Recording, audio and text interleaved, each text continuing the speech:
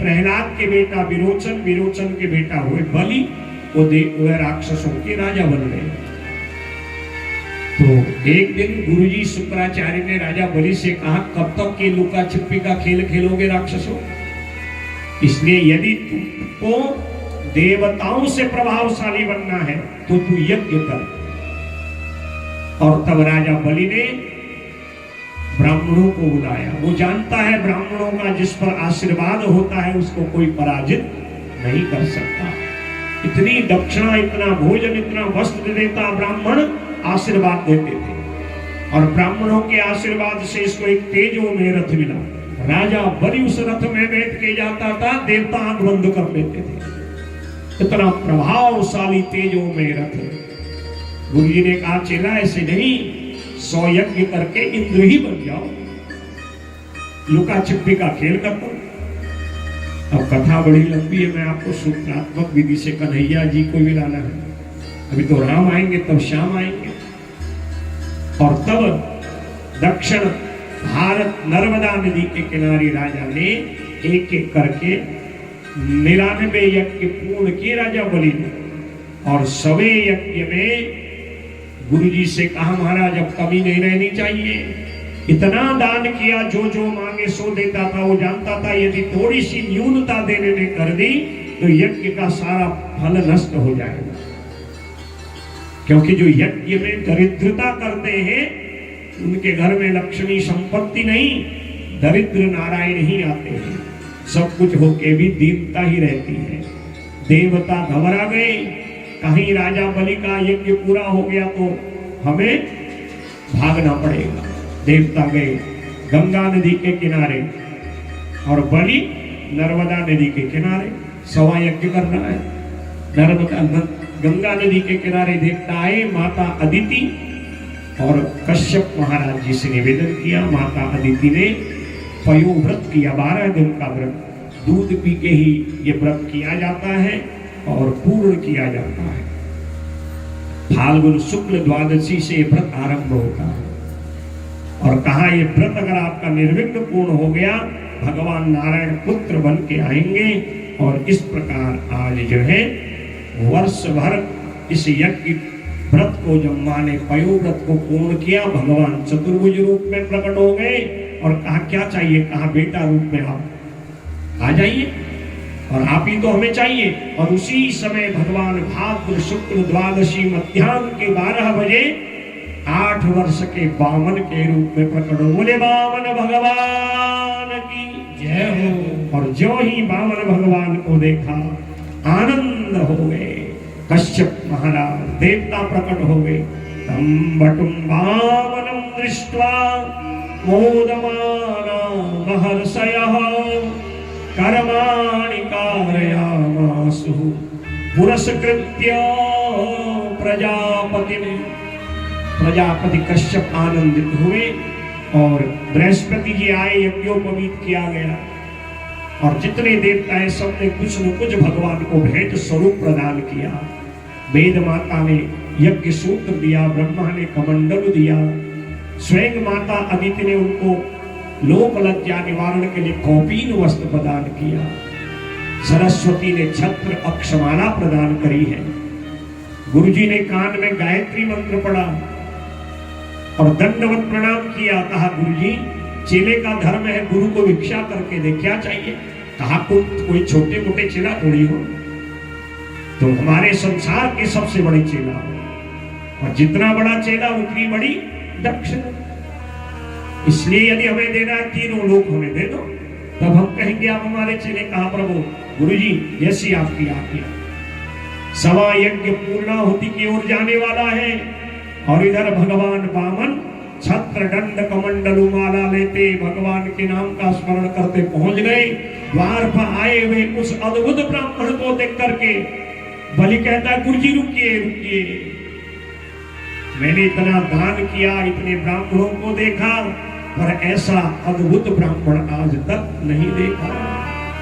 शुक्राचार्य जी कान में फुसफुस करने लगे, ये कोई साधारण ब्राह्मण नहीं है, ये त्रिलोकीनाथ है।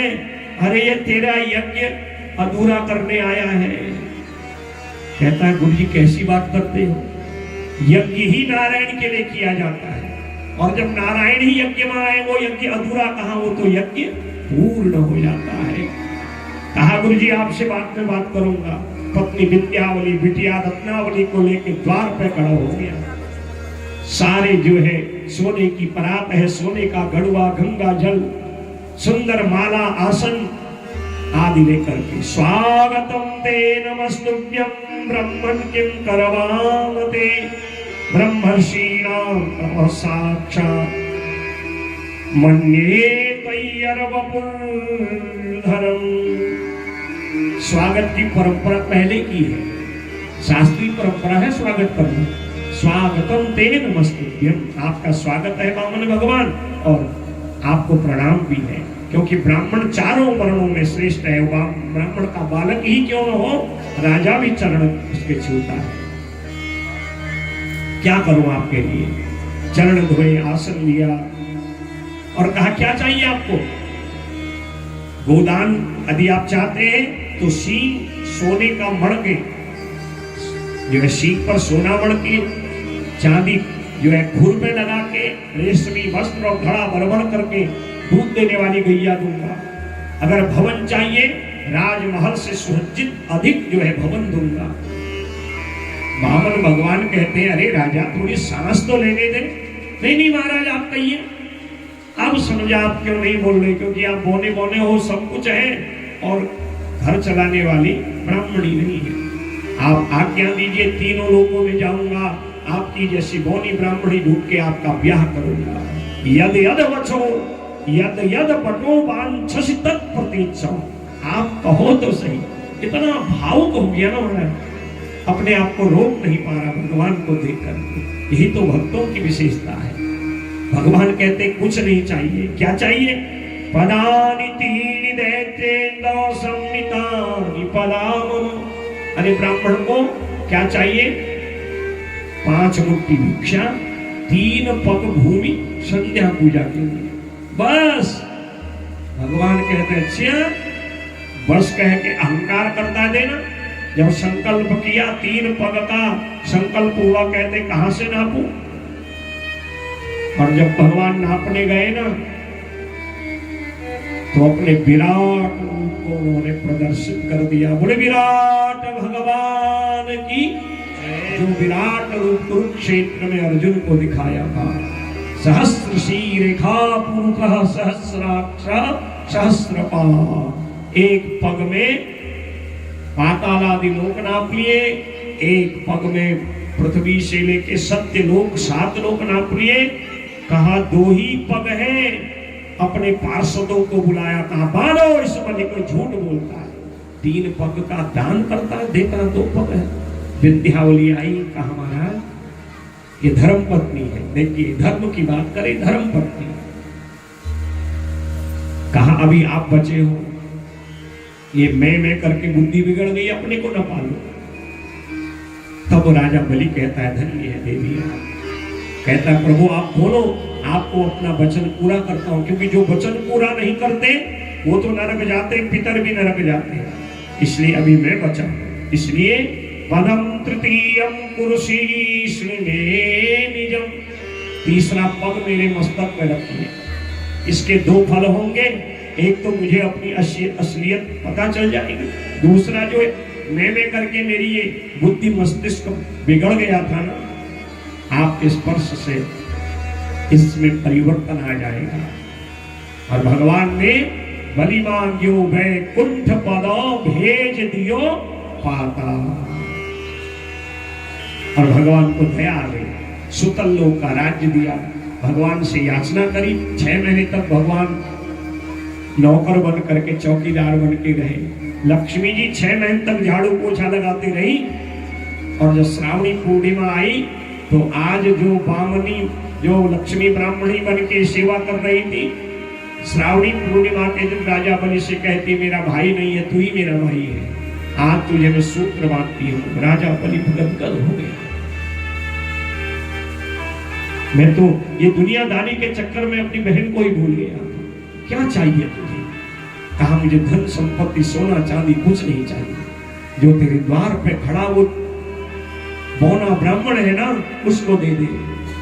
कहारी बहना वो कोई साधारण ब्राह्मण थोड़ी है, वो तो त्रिलोकी नाथ नारायण है, लीला वश मेरी रक्षा करते हैं। लक्ष्मी जी ने अपना रूप प्रस्तुत कर दिया और चतुर्भुजा मेरी मां बन गई। देखिए ये भगवान नारायण के भजन का प्रभाव है। इसलिए लक्ष्मी का नहीं, नारायण का भजन करिए। नारायण का भजन करोगे, लक्ष्मी उसको कभी नहीं छोड़ेगी। लक्ष्मी के चक्कर में अंधे हो गए तो लक्ष्मी का बाण है उल्लू। लक्ष्मी के चक्कर में उल्लू मत बनिए, नारायण का भजन करिए। लक्ष्मी आएगी तो घर में धन धान्य भी आएगा और बुद्धि भी आएगी। और जब लक्ष्मी चतुर्भुज रूप में प्रकट हुई, आज राजा बलि जो है गदगद हो गया, चरण पकड़ लिए।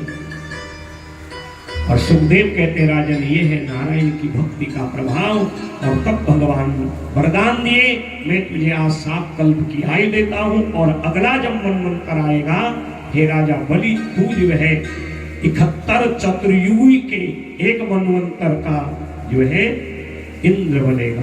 बोले बामन भगवान की